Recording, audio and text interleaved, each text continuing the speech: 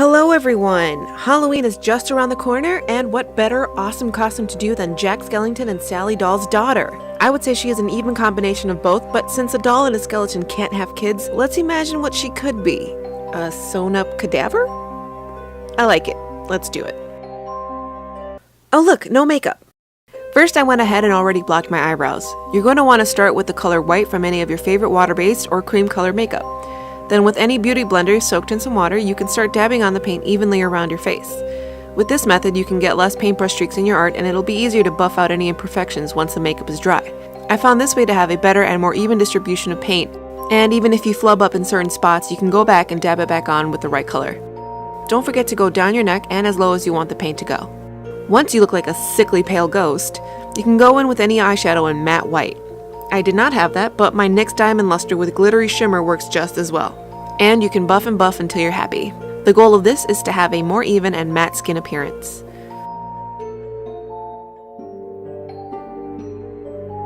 Then with the color black from your favorite water-based paint, you can mark where you want a seam line to be.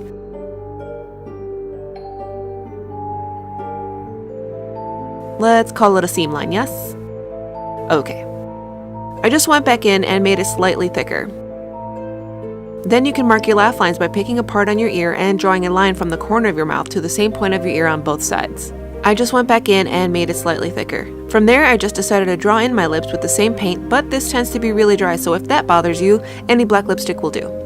You can choose to follow your lip line or overdraw your lips for full, luscious lips. I decided to just curve the sides of my lips instead of following my somewhat straight lip line. Then from here you can add some glossy effects. Draw a white line on the bottommost part of the lip, allowing some black to still show up on the edge. Draw a couple lines on the uppermost top of the lip, following the shape of the lips. You can then go back to your seam lines and add the cross-hatching thread lines on your mouth and forehead. These do not have to be even and perfect because that's just not how Tim Burton will like it. If you need better reference, you need only look back at your Mama Sally. A thin brush with a decent amount of paint will do just fine.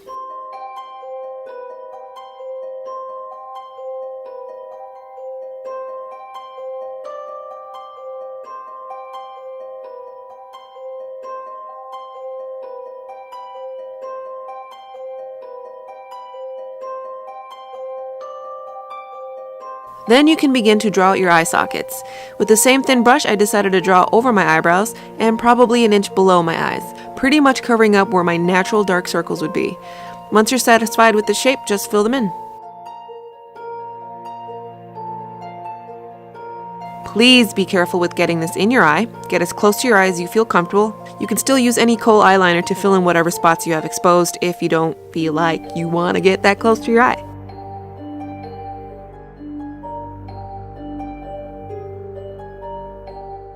Then, as always, my camera turned off, but you really only missed me planning out the shape and size of my baddie bow tie.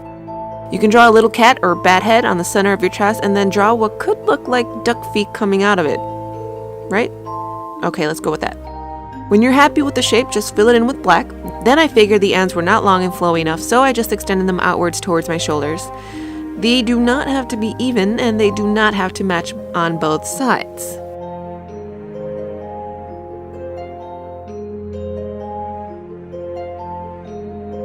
Then I wanted to draw halter top lines going to the back of my neck just to make it seem like I'm wearing somewhat of a dress, although you can't see it.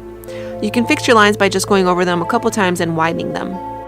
Again, any mess ups or imperfect lines you may get, just wait until the paint dries and you can go back over them in white.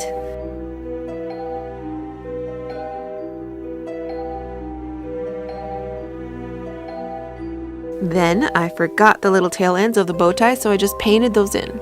You can start adding the white lines that decorate the bow tie, and because I'm smart, I didn't get most of it on camera.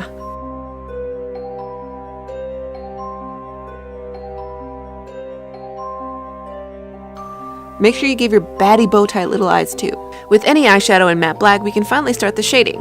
This is pretty much the same deal. Contour your forehead, jawline, and cheeks.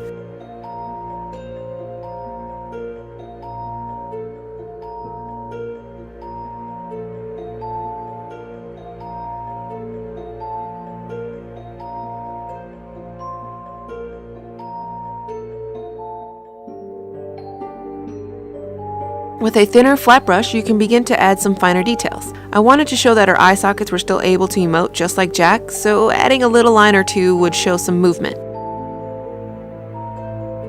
I also wanted to portray a much more petite nose than my own, since Sally had petite features except for her gigantic eyeballs. With the same brush, you can contour your nose. There's a little bit of fallout with bigger brushes, so I wanted to make sure I got a hard line at the top of my nose. Then, with a fluffier brush, you can fluff it downwards.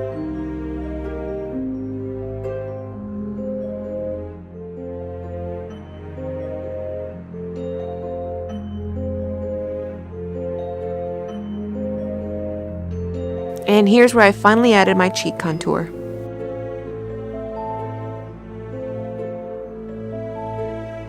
Make sure you also add contour around the natural bends and features of your neck and shoulders.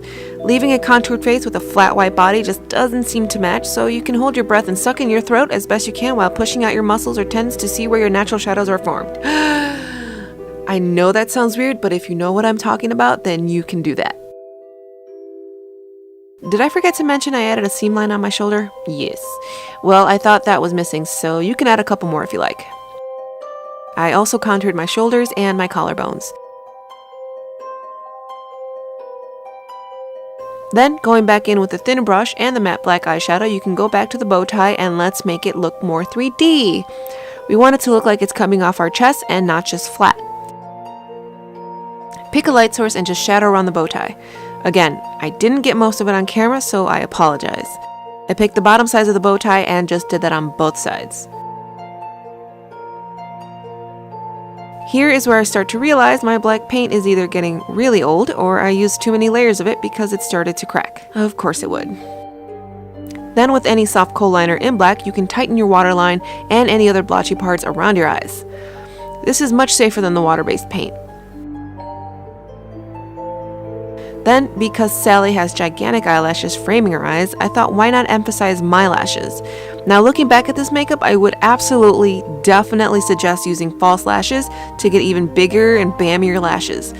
I didn't think about it, so now you have to deal with my average sized lashes. And while I didn't have white mascara, so I went back in with my paint. And counter to every warning I gave you about paint in your eyes, I painted my lashes. Deal with it. Now you're ready to put in your contacts and put on your wig. And this is your Jill Skellington. Or Judy Skellington? You get it. Now I really don't know what kind of personality she would have. Is she shy like Sally, witty and smart like Jack, or is she sassy? What if she was super fabulous? She is the pumpkin princess. I can't decide, but if you do this makeup, you can decide. This was a really fun makeup to do and probably a fun one for Halloween. Hope you guys enjoyed this.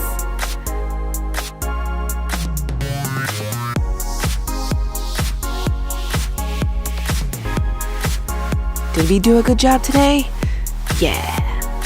Don't forget to like and subscribe. Also, I use this fan art for reference. There are several like it, but this one was my favorite. I can't read the name, but thought I'd show it here. It's so cute. Thanks for watching, everyone. Bye!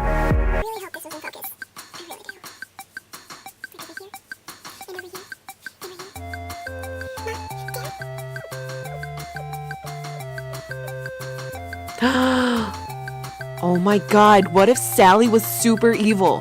What if she was a killer and the next Halloween Town villain? We'll never know. La la la la la la la la la la la. Okay, I'll stop. La la la la